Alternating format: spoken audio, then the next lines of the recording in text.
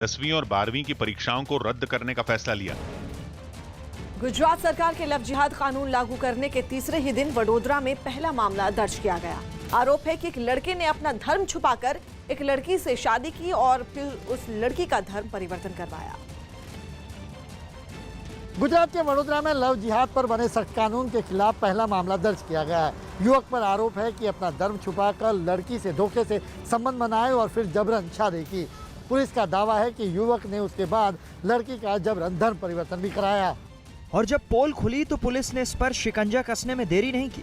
यही है वो शख्स जिस पर सोशल मीडिया पर गलत नाम से प्रोफाइल बनाकर एक लड़की को लंबे वक्त तक झांसा देने का आरोप है। लेकिन जब ये पुलिस के हत्थे चढ़ा तो असलियत सामने आने में देर नहीं लगी। गुजरात पुलिस का दावा है कि इस लड़के का असली नाम अब्दुल कुरैशी है, जो कि सोशल मीडिया पर मार्टिन सेम नाम से अपनी प्रोफाइल बनाकर लोगों की नजर में धूल झोंक रहा था। इस पर सोशल मीडिया पर एक लड़की से अपनी इसी गलत पहचान से दोस्ती करने का आरोप है। लड़की से दोस्ती करने के बाद इसने उससे मिलना जुलना शुरू किया और अपना असली धर्म छुपाए रखा। धीरे धीरे इसने लड़की का भरोसा जीत लिया और मौका मिलने पर इसने डरा धमकाकर उससे जबरदस्ती रिश्ते बना लिए। युवक छे पोतानो धर्म छुपावी अने पोते ख्रिस्ती धर्म न छे एवं नाम धारण करी अने एना संपर्कमां रही अने एने मळे छे अने एक बे वखतनी मुलाकात पछी ए छोकरीने कोई होટલમાં લઈ જઈ અને એની સાથે બળજબરીથી શરીર સંબંધ બાંધે છે અને ચોરી છુપીથી એના ફોટા પાડી લે છે અને પછી અવારનવાર એ ફોટા છે એ હું વાયરલ કરી દઈશ એવી ધમકી આપી અને એની સાથે શરીર સંબંધ બાંધે છે બળજબરીપૂર્વક। आरोप है कि इसके बाद आरोपी की जाति बढ़ती गई और उसके बाद लड़की का 2 बार गर्भपात कराना पड़ा। युवक ने लंबे समय तक अपना धर्म युवती से छुपा कर रखा। इतना ही नहीं, लड़की की जबरन शादी भी की और उसका धर्म परिवर्तन भी करा लिया गया। हालांकि शादी के बाद ये असलियत लड़की के सामने आने के बाद मामला पुलिस थाने पहुंचा। जैसे ही पुलिस के सामने ये मामला आया, पुलिस ने आरोपी को गिरफ्तार कर लिया। लव जिहाद के खिलाफ बने सख्त कानून के तहत ये पहली गिरफ्तारी है। એ યુવક છે એ બળજબરીથી એની સાથે લગ્ન કરે છે કે નહીં તું મારી સાથે લગ્ન કરે। લગ્ન કર્યા પછી એનું જે આ યુવતી છે એ હિન્દુ ધર્મની છે અને એને જે યુવક છે એ મુસ્લિમ ધર્મ છે એને મુસ્લિમ ધર્મ અંગીકાર કરાવીને એનું નામ છે એ બદલી નાખે છે। હિન્દુ નામ છે એમાંથી એનું મુસ્લિમ નામ કરી નાખે છે।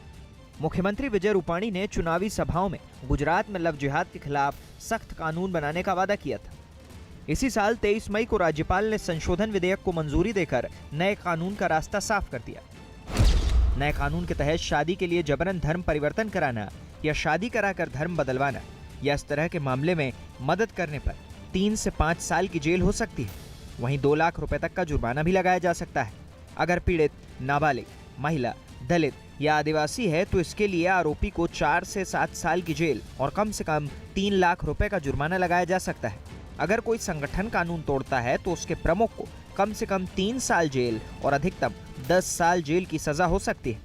देश में शादी के नाम पर जबरन धर्म परिवर्तन कराने के कई मामले सामने आते रहे हैं और इसको लेकर कई राज्यों ने एक सख्त कानून बनाने की पहल की है। गुजरात से पहले उत्तर प्रदेश और मध्य प्रदेश ने भी लव जिहाद के खिलाफ सख्त कानून बनाए हैं। गुजरात में ये नया कानून बनने के बाद पहली गिरफ्तारी हुई है। दिल्ली के बाजारों में अनलॉक के बाद उमड़ी भीड़ पर हाई कोर्ट ने चिंता जताई और केंद्र के साथ दिल्ली सरकार को भी सावधान किया, क्योंकि बाजारों में उमड़ी भीड़ ने कोरोना की दूसरी लहर से हुए नुकसान के बाद भी सरकार के तमाम निर्देशों को नजरअंदाज किया, जिसकी कुछ तस्वीरें राजधानी के सदर बाजार इलाके से सामने आईं। वहां कोरोना महामारी के खतरे से बेपरवाह लोग खरीदारी करते दिखाई दिए, लेकिन इस खरीदारी के चक्कर में इन लोगों ने सरकार के तमाम निर्देशों को ताक पर रख दिया। न तो इनके बीच 2 गज की जरूरी दूरी नजर आई और न ही ज्यादातर लोगों के चेहरे पर मास्क नजर आया। हालांकि कुछ लोगों ने महज दिखावे के लिए मास्क लगा रखा था। इनसे जब न्यूज 18 ने इस लापरवाही पर सवाल किए तो लोगों ने अजीबोगरीब दलीलें दी, जबकि इस भीड़ में कुछ लोग तो ऐसे भी नजर आए जो कैमरे को देखकर मास्क लगाने की खाना पूर्ति करने लगे। बिना मास्क के डर नहीं लगता है? डर क्यों नहीं? पुलिस वाले भी मास्क के बाद में बीड़ी पीते, सिगरेट पीते हैं। क्यों नहीं लगाया मास्क? ये हालात दिल्ली के उस बाजार के हैं जहां थोक का काम बड़े पैमाने पर होता है और देश भर से लोग वहां खरीदारी के लिए पहुंचते हैं। दिल्ली में अनलॉक की प्रक्रिया भले ही शुरू हो गई हो, लेकिन लोग जिस तरह से लापरवाह दिख रहे हैं सड़कों पर, वो निश्चित तौर पर दिल्ली के लिए भारी पड़ सकती है। दिल्ली सरकार ने इन बाजारों को खोलने से पहले लोगों के साथ दुकानदारों को भी ये हिदायत दी थी कि उनको हर हाल में कोरोना नियमों का पालन करना होगा।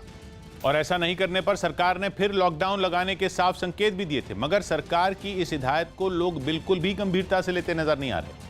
यही वजह है कि बाजारों में उमड़ी भीड़ को दिल्ली हाईकोर्ट ने गंभीरता से लिया और बाजारों में कोरोना निर्देशों के उल्लंघन पर सख्त नाराजगी जताई। साथ ही ये साफ किया कि अगर ऐसे चला तो जल्द ही तीसरी लहर आ जाएगी। लिहाजा हाईकोर्ट ने केंद्र और दिल्ली सरकार को कड़े कदम उठाने के लिए निर्देश दिए, जबकि दुकानदारों को जागरूक करने और व्यापारियों के संगठनों के साथ इस संबंध में बैठकें करने को भी कहा। असल में एम्स के एक डॉक्टर ने हाईकोर्ट को बाजारों की कुछ फोटोज भेजी थी, जिन्हें देखने के बाद कोर्ट को यह सख्त टिप्पणी करनी पड़ी और सरकार को भी सावधान करना पड़ा ताकि तीसरी लहर को आने से रोका जा सके। लेकिन मनमानी पर उतारू लोगों पर कोर्ट की टिप्पणी और सरकार के निर्देश सब बेअसर साबित हो रहे हैं, जिसकी एक बानगी सरोजिनी नगर मार्केट में भी देखने को मिली, जहां लोगों में कोरोना का डर जरा भी नजर नहीं आया। इस बाजार की एक सड़क पर लोगों की ऐसी भीड़ उमड़ी कि वहां पर पैर रखने तक की जगह नहीं बची।